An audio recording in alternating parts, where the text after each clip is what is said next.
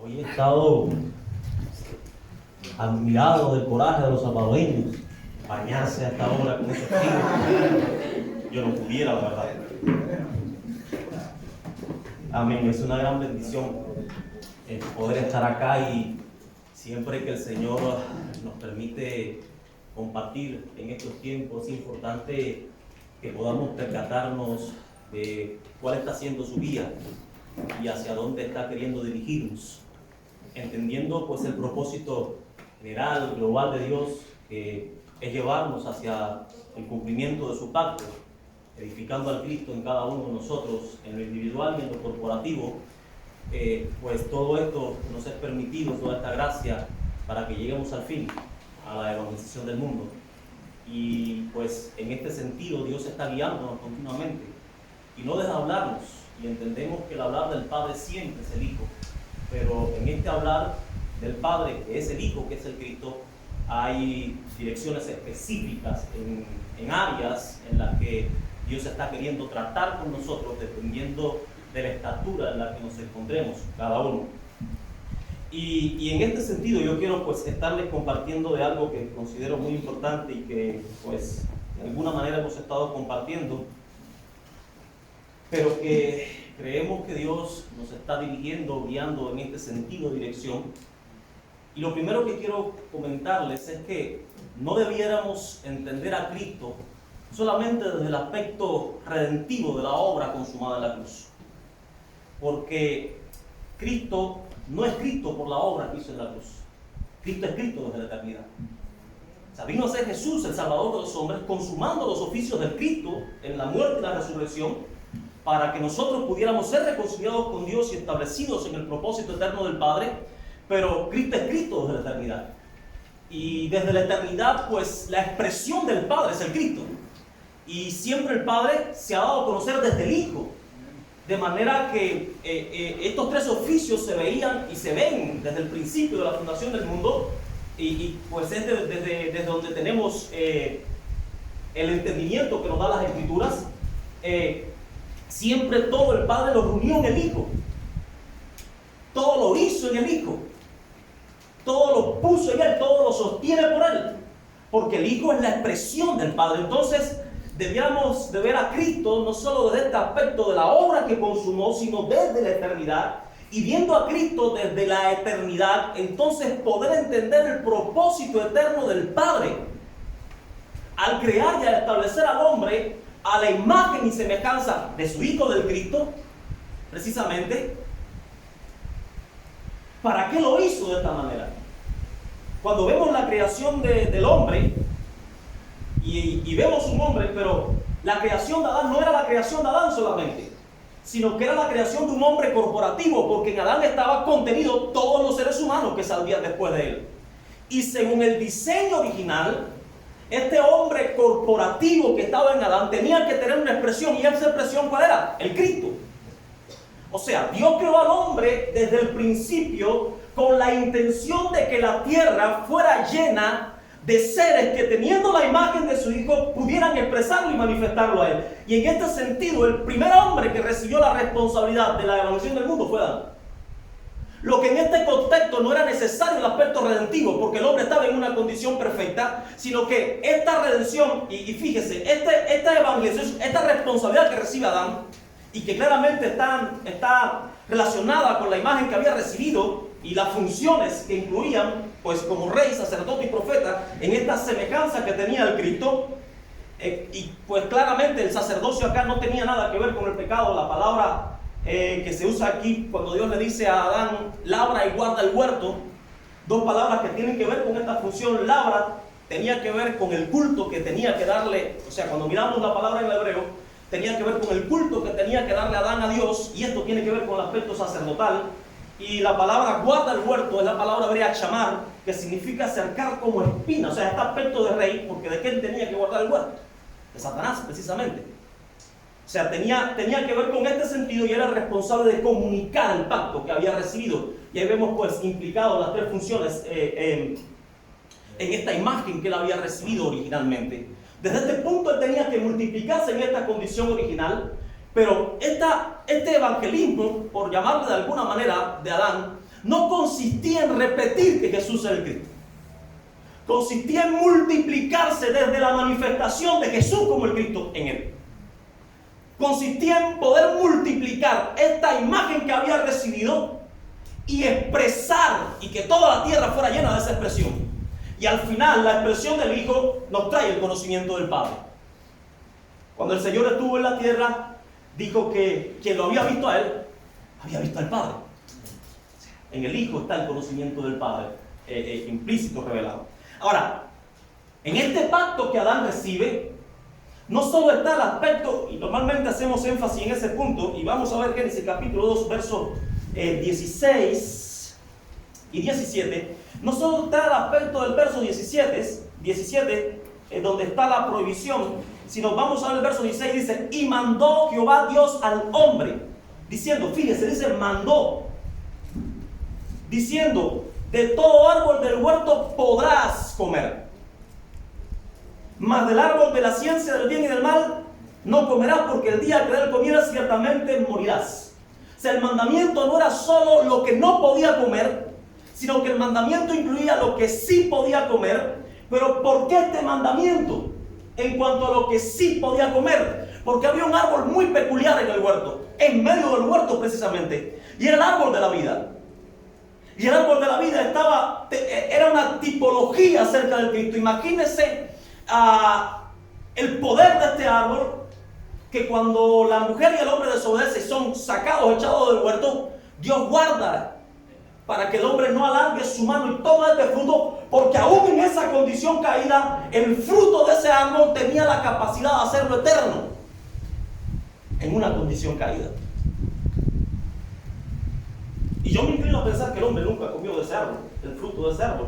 De hecho, miramos la poca importancia que le dieron, y sobre todo en la respuesta de Eva a la serpiente, cuando se refiere al árbol que está en medio del huerto, como el árbol de la ciencia del bien y del mal, como que fuera el único árbol que estaba en medio del huerto. O sea, como que no les importó el árbol de la vida. Para ella, en su conclusión, este era el único árbol que había. Vemos que dice 3, que el hombre desobedece la palabra del pacto. Ellos caen y pierden esta imagen. Desde ese momento, Dios comienza a darle al hombre, tipológicamente, comienza a mostrarle a través de tipos su intención de expresar al Cristo. Y desde esta expresión, estar con el hombre, restaurar al hombre, para que el hombre entonces fuera su expresión en la tierra.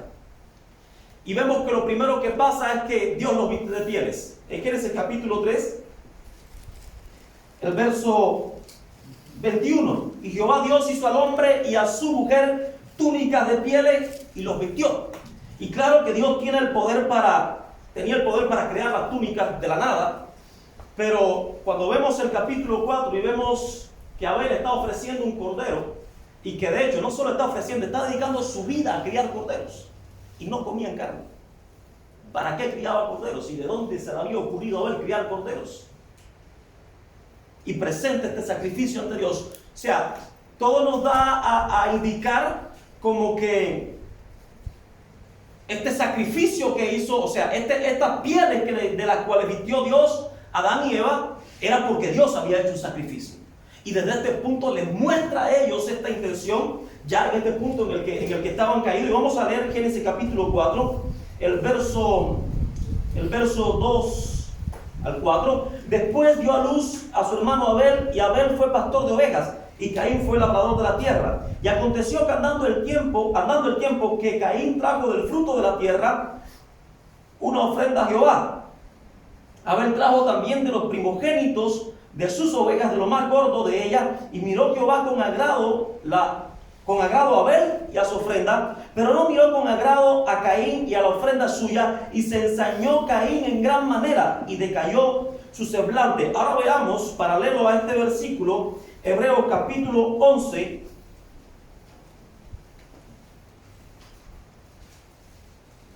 Hebreos capítulo 11,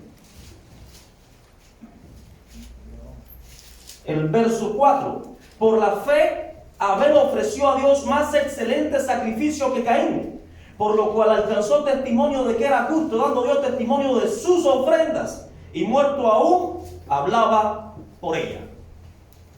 O sea, ¿de dónde se le ocurre a Abel ser pastor de ovejas y presentar este sacrificio a Dios?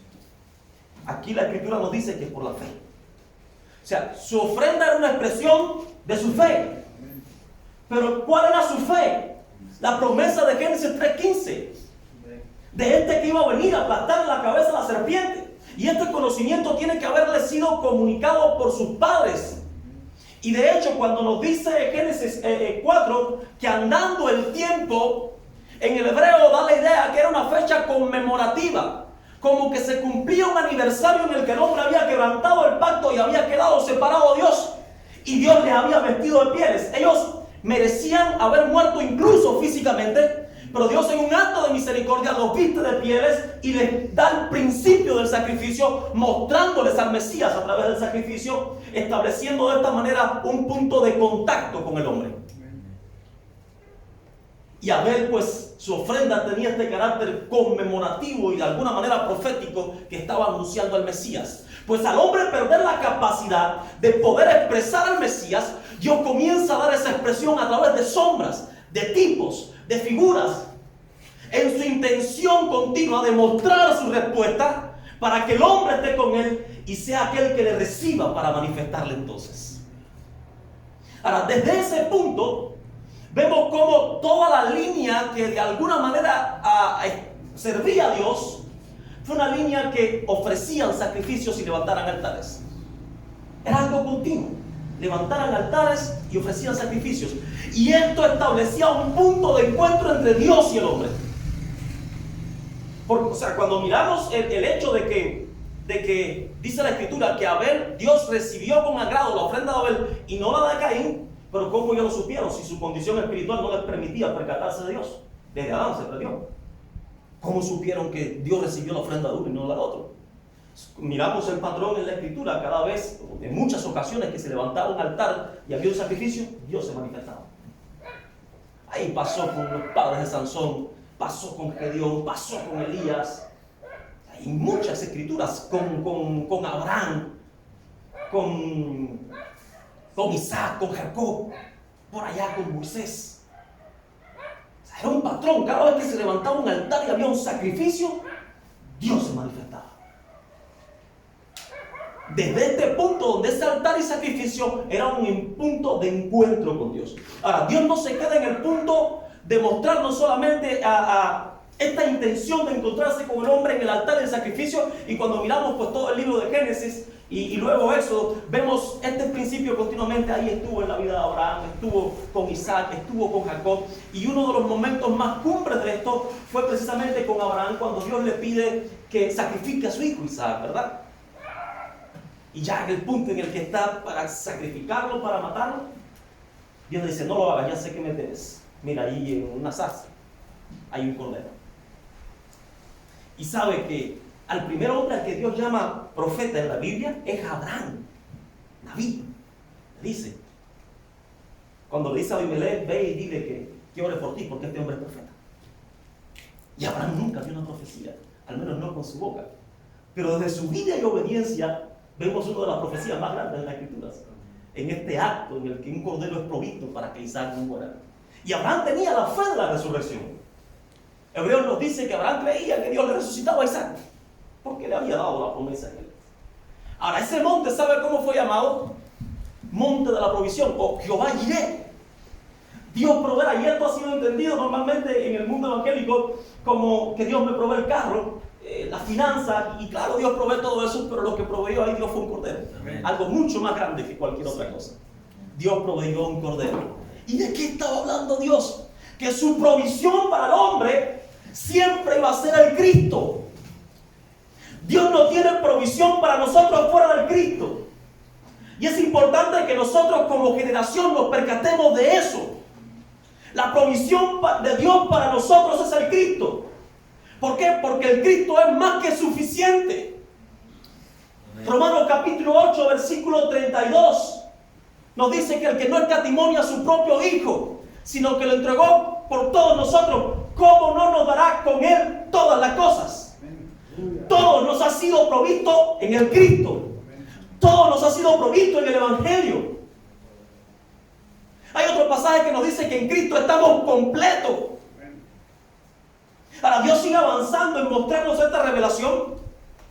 Y allá con Moisés nos da el tabernáculo.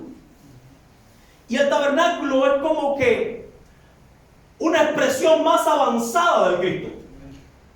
O sea, ya no solo estaba el altar, principio de sacrificio, y en este sentido pues había varios tipos de ofrendas que se ofrecían, sino que también en el tabernáculo había una serie de utensilios, que todos ellos estaban representando al Cristo. Pero el más importante era el arca del pacto. En el arca del pacto había 3 elementos principales: una vasija con un gomer de maná, la vara de Aarón que había reverdecido y las tablas de la ley que contenían los 10 mandamientos. Y cada uno de estos elementos estaban representando al Cristo precisamente. Las tablas de la ley, ¿de qué hablaban? Del verdadero profeta, de la palabra de Dios, del verbo que se hizo carne. El maná, ¿de qué estaba hablando? Del pan, del verdadero pan que el Padre daría para darle vida a los hombres y que sería partido. Y el Cristo dijo que ese pan era el mismo y su cuerpo que sería partido por la vida de los hombres. Y la vara, ¿de qué estaba hablando? La vara en la Biblia es sinónimo de autoridad, pero esta vara tenía una peculiaridad. Era una vara seca que había reverdecido. ¿Y de qué estaba hablando? De esta función del verdadero rey que en su muerte y resurrección derrotaría a Satanás de una manera definitiva. O sea, Dios como que progresivamente aumenta su revelación acerca del Cristo. Pero no se queda en el tabernáculo, sino que también da el templo. Y cuando le habla a Moisés del tabernáculo, le dice que se cuide de hacerlo como le fue mostrado en el monte, porque esto era modelo de algo que estaba en el cielo. Luego, cuando pues Salomón edifica el templo, hay un punto en el que se hace una declaración, que David le advierte a Salomón que cuide de hacer el templo con el plano que le fue entregado, y David le dice, porque este plano me fue trazado por la mano de Dios. O sea, Dios le dio el diseño del templo a David, y este templo, ¿por qué era tan importante para la nación de Israel? Porque desde este templo se desarrollaba toda su vida con Dios. Desde el templo estaba toda su vida con Dios. Incluso cuando estaban en el exilio, y ahí vemos el caso de Daniel, pero no era solo el caso de Daniel, ellos oraban mirando hacia el templo. Y por causa del pecado y de toda la rebelión de Israel, el templo fue raído. O sea, ese punto de contacto que había entre Israel y Dios se arruinó. Porque aunque tenían los sacrificios y todo eso, se había corrompido completamente el corazón de Israel, al punto en el que Dios les dice, ¿quién demanda estos sacrificios de ustedes? Cuando era Dios mismo el que lo había establecido, pero lo estaban haciendo con un corazón incorrecto. Y ese templo pues es derribado. Luego, ellos están 70 años en la cautividad, y cumplidos los 70 años que habían sido profetizados por Jeremías, Dios despierta el espíritu de Ciro, rey de Persia, y envía a todos los que pues tuvieron en su corazón regresar a Jerusalén, y la prioridad estaba dada en 3 asuntos. Uno, que se reedificara la muralla para que ellos pudieran vivir seguros, y la edificación de la muralla hablaba de ser libres de los enemigos. 2, que se edificara el templo desde donde pudieran tener pues dar el culto a Dios y tener esta relación con Dios, ¿verdad? Y 3, que pudieran regresarse a la palabra. O sea, los 3 aspectos de Cristo, estando allí manifestados en la reedificación de Jerusalén. Pero pasó algo. Se reedificó la muralla, ciertamente hubo cierta oposición, pero se reedificó la muralla. La gente edificaron sus casas, se echaron los cimientos del templo. Hubo una medida en la que se regresa a la palabra. Ahí estuvo Esdras y todo el pueblo durante unas 6 horas leyendo la palabra, y pues la actitud de ellos era una actitud de arrepentimiento, volviéndose hacia Dios. Se echan los cimientos del templo, pero transcurren unos 20 años aproximadamente, y el templo no se sigue edificando. Dios levanta al profeta Ageo. Ageo y Zacarías son profetas pues, que hablan del post-exilio. Y en la palabra que Dios da a través del profeta Ageo, se revela algo. ¿Cuál era la condición en la que estaban ellos? Ya habían edificado las murallas, estaban en sus casas, pero no estaban edificando el templo. Y en ese punto Dios les reclama. Ellos estaban diciendo que no era el tiempo todavía para edificar el templo. Y Dios les dice a través del profeta: no es tiempo para edificar el templo, pero sí para que sus casas estén artesonadas, sí para ocuparse de sus propios negocios, parafraseándose, sí para atender sus asuntos, para eso sí es tiempo. Pero para edificar el templo no. Y ahí Dios les exhorta y todo, y pues se continúa entonces la edificación del templo. Ahora, vemos que todo esto, el altar y el sacrificio, el tabernáculo, en el cual incluía ya el altar y el sacrificio, y luego el templo, en el cual estaba incluido todo lo que estaba en el tabernáculo, lo que de una manera pues más amplia, Dios cumple todo esto en el Cristo. En Juan capítulo 2, vamos a leerlo.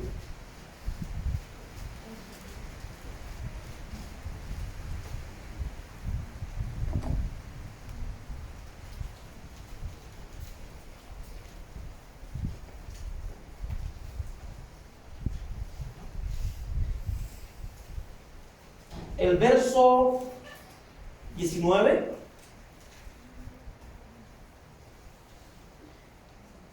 dice: respondió Jesús y les dijo: destruid este templo y en 3 días lo levantaré.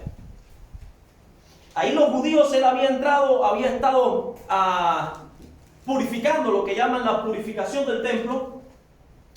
Y los fariseos le dicen: bueno, ¿y qué señal nos muestras tú? ¿Con qué autoridad estás haciendo esto?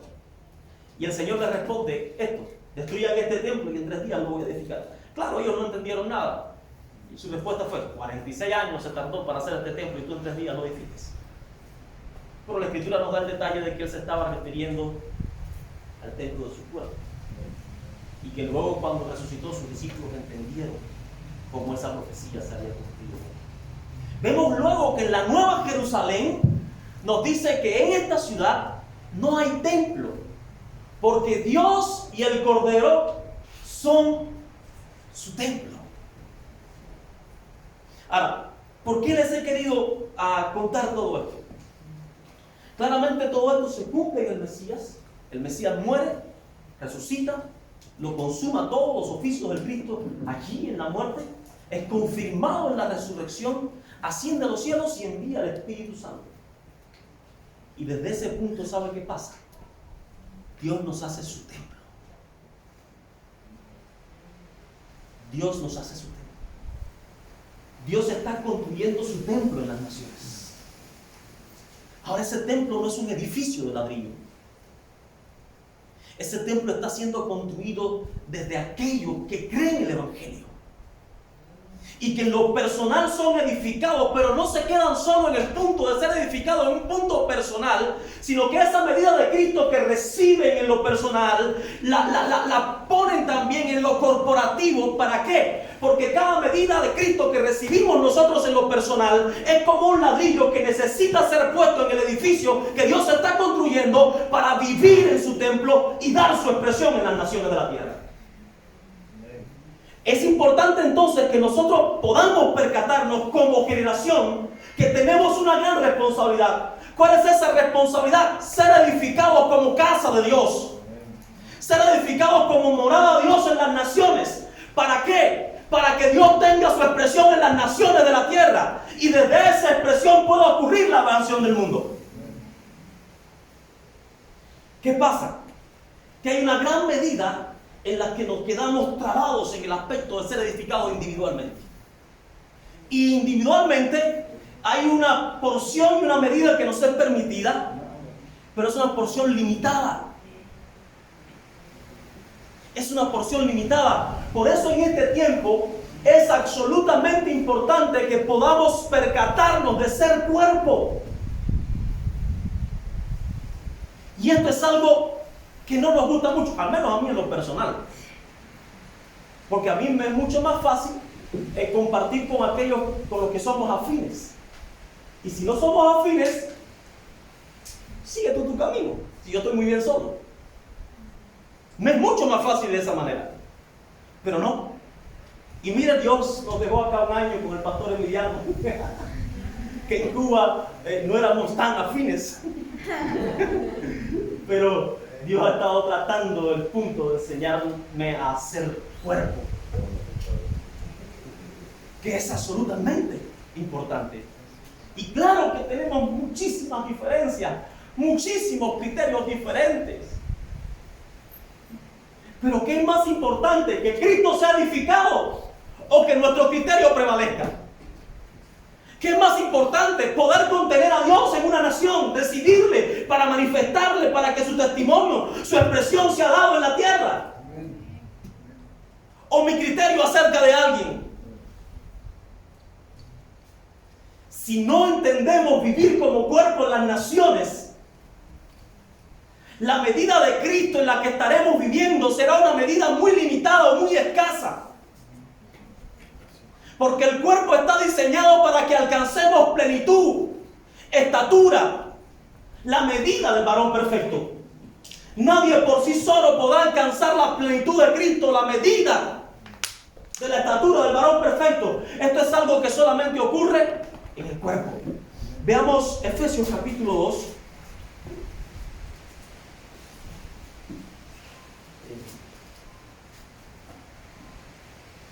Efesios capítulo 2, verso 20 al 22. Dice, edificados sobre el fundamento de los apóstoles y profetas. Y este fundamento es el Evangelio, ¿verdad? El hecho que Jesús es el Cristo. Siendo la principal piedra del ángulo Jesús Cristo mismo, en quien todo el edificio bien coordinado va creciendo para ser un templo santo en el Señor, en quien vosotros también sois juntamente edificados para morada de Dios en el Espíritu. Dios quiere morar en nosotros, pero para eso tenemos que entrar en este proceso de edificación. Y este proceso de edificación podrá avanzar en nuestra vida en la medida en la que estemos dispuestos a soltar todo aquello que no tiene que ver con la edificación. El Evangelio no puede edificarnos nosotros si pretendemos tomarlo para añadirlo a nuestros conceptos, a nuestra doctrina, a nuestro criterio, a nuestros sentimientos, a nuestras emociones. Tiene que haber un proceso de, como en Jeremías capítulo 1 versículo 10, cuando Dios le habla a Jeremías, dice, pongo mi palabra en tu boca, y las primeras 4 acciones, dice, para arrancar, arruinar, derribar y destruir, plantar y edificar. El plantar y edificar sigue después del arruinar, arrancar, derribar y destruir. Entonces, Cristo no puede ser edificado, no puede ser construido, formado en nosotros cuando estamos llenos de toda una serie de criterios. Mire, hay un gran peligro. Es que nosotros estamos adaptados a vivir por lo que sentimos, no vivir por lo que Dios ha dicho. Y nos es mucho más fácil hacer y decidir por lo que sentimos. Alguien dice algo contra mí, alguien me miró atravesado, alguien hizo algo que yo considero que me ofendió. ¿Y qué es lo que siento? No hablarle, ni mirarlo más, o si no decirle 2 o 3 cosas. Pero ¿qué es lo que dice la Escritura en cuanto a eso? ¿Qué establece el Evangelio en cuanto a eso? Pero ¿qué es lo que hago? ¿Lo que establece el Evangelio o lo que yo siento? En los matrimonios, cuando es muy fuerte la diferencia, ¿cuál es la opción más fácil? Divorciarse. ¿Pero es lo que establece el Evangelio? No. No es lo que establece el Evangelio. Yo recuerdo que yo me casé bien joven, con 20 años, mi esposa tenía 17. Y el primer año, maravilloso. Después del primer año, ¿quién me mandó a casarme? Momento que yo pensaba, ¿para qué me casé? Y un deseo de divorciarme enorme. Hasta que en ese proceso el Señor me permitió entender que el divorcio no es una opción, de ninguna manera. No importa la diferencia que puedan tener, no importa los choques que puedan tener, el divorcio no es una opción. ¿Por qué? Porque Dios no lo establece, o sea, no está en la palabra. Y, o sea, es el punto de que lo que Dios ha establecido pese más que lo que nosotros pensamos o creemos. Y si no tenemos esa actitud ante el Evangelio, muy difícilmente podremos avanzar. Si continuamente nuestros criterios están pesando más que el Evangelio, ¿cómo podremos avanzar? Pero amamos la nación mundial, queremos que el Señor regrese. Pero queremos muchas veces hacerlo a nuestra manera, e incluso hasta el evangelismo de la Biblia. Yo pienso que tiene que ser de esta manera, y otro piensa que es de otra manera. Y uno critica al que lo está haciendo de una manera que no es como la que él la hace.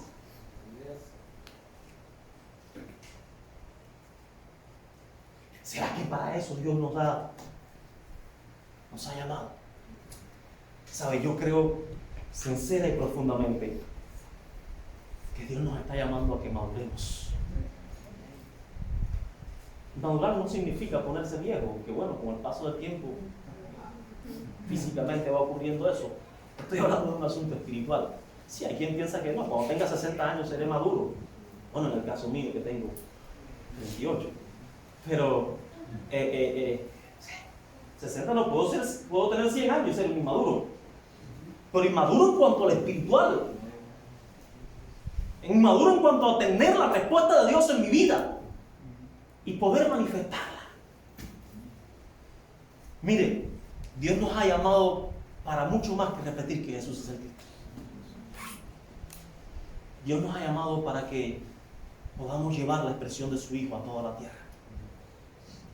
Que en toda la tierra pueda estar esta expresión. Y claro, para unos esta expresión será un olor de muerte, porque no lo creerán. Pero para otros será un olor de vida, porque sí lo creerán. Pero el asunto es que este olor, esta manifestación, tiene que estar en la vida de cada uno de nosotros. Pero la medida en la que esta expresión saldrá de nosotros tiene que ver con cuánto avanzamos en la madurez.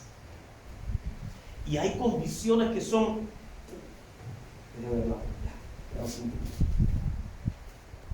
Vamos a ver en 1 Corintios capítulo 3.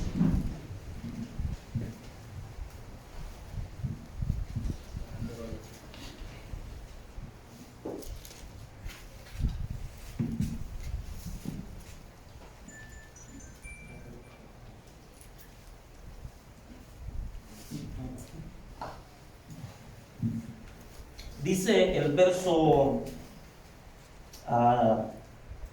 desde el 1, vamos a leer, a partir del 1. De manera que yo, hermanos, no pude hablaros como espirituales, sino como a carnales, como a niños en Cristo. Le está hablando el apóstol Pablo a la iglesia de los Corintios. Os di a beber leche y no vianda, porque aún no erais capaces, ni sois capaces todavía, porque aún sois carnales, pues habiendo entre vosotros celos, contiendas y disensiones, ¿no sois carnales y andáis como hombres? Porque diciendo el uno, yo ciertamente soy de Pablo, y el otro, yo soy de Apolos, ¿no sois carnales? ¿Qué es Apolo? ¿Y qué es Pablo? ¿Y qué es Apolo? Servidores por medio de los cuales habéis creído, y eso según a lo que a cada uno concedió el Señor. O sea, no estoy diciendo que sean carnales, sino que tenemos un medidor. O sea, hay otras cosas, ¿no? Pero aquí hay varios aspectos que nos hablan de la medida de madurez que tenemos en el Evangelio. Y este medidor no está hablando de cuánto repito que Jesús es el Cristo. Incluso dentro de este grupo el que el apóstol Pablo está exhortando, había algunos que decían yo soy de Cristo. O sea, algunos decían yo de Apolo, yo de Pablo, yo de Cefas, y otros decían yo soy de Cristo. Pudiéramos decir, no, estos están bien, que regañan a los otros. Sin embargo, lo corría todo. ¿Por qué? Porque estos que estaban diciendo yo soy de Cristo, lo estaban haciendo de una postura exclusiva. yo soy de Cristo y todos estos están perdidos. O sea, solo nosotros somos de Cristo, todos los demás están perdidos. Y era una postura divisiva, inmadura en definitiva. Entonces, cuando vemos esto y lo vemos en nuestra vida, o en sentido general, en una nación o en un lugar, en una región determinada, ¿qué estamos viendo? Que necesitamos, siempre vamos a necesitar madurar, definitivamente, porque Cristo tiene que ser formado en nosotros continuamente. Pero, ¿qué estamos viendo? Que necesitamos recibir más gracia en el Evangelio para entenderse el uno y funcionar de esa manera corporativa, algo que humanamente para nosotros es imposible y que solamente el Evangelio puede hacer. Por eso es un medidor, porque es algo que humanamente no podemos hacer, que necesitamos definitivamente el Evangelio para que esta obra ocurra. Y voy a terminar leyéndole. Acá también nos dice el verso 16 que no sabéis que soy templo de Dios y el Espíritu Santo de Dios mora en vosotros. Somos el templo de Dios. Ahora, veamos en 2 Corintios capítulo 3. 2 Corintios capítulo 3, verso 18. 2 Corintios 3, 18. Por tanto, nosotros todos, mirando a cara descubierta como en un espejo la gloria del Señor, somos transformados de gloria en gloria, en la misma imagen como por el Espíritu del Señor. Hay una transformación que necesariamente tiene que estar ocurriendo en nuestro espíritu por el Evangelio. Pero esa transformación, ¿cómo ocurre? En la medida en la que discernimos a Cristo, en la medida en la que nos percatamos de su persona, ocurre una transformación en la imagen de aquello que estamos mirando. Usted se va a parecer, usted y yo nos vamos a parecer a lo que estamos mirando. Y si lo que estamos mirando es nuestras necesidades, nuestro afán, nuestra vida va a hablar de eso. Nuestra vida va a manifestar lo que estamos mirando, porque somos transformados en esta medida. O sea, ¿cuál es la exhortación? Que podamos ver el Evangelio, que podamos ver el hecho de que Jesús es el Cristo, que no hay nada más grande que esto, que creyendo que Jesús es el Cristo, somos llevados a una conclusión, la evangelización del mundo. Pero para llegar a esta conclusión necesitamos ser cuerpo, necesitamos entender ser edificados, necesitamos entender recibirle, contenerle para expresarle en las naciones. O sea, tenemos una gran responsabilidad como generación. ¿Cuál es? Contener a Cristo para manifestarlo en las naciones. Y no solo en un aspecto individual. Si fuera así, cada cual puede estar en su casa, ni tenemos que congregarnos. Yo desde mi casa soy edificado. Pero no es el diseño que Dios estableció. Dios estableció que seamos, y claro que hay un aspecto personal, pero Dios estableció que seamos edificados como un cuerpo. Amén. Le voy a invitar que oremos por un momento. Padre, te agradecemos esta mañana, Señor. Te agradecemos este tiempo tan maravilloso que tú nos permites tener. Padre, y ruego que podamos recibir gracia para percatarnos, Señor, de la medida de Cristo que estamos recibiendo y cómo tú nos estás guiando para que esta medida sea acrecentada cada día, Señor. Y que funcionando y viviendo como cuerpo podamos ser el templo en las naciones, Señor, que están acá representadas, que te contienen, que te reciben, pero que también que te testifican y manifiestan, para que la evangelización del mundo pueda ocurrir, no un día muy lejano, sino en nuestros días. Permítenos gracias, Señor, para ver el Evangelio y ser transformados a la imagen de Cristo. En el nombre de Jesús Cristo. Amén.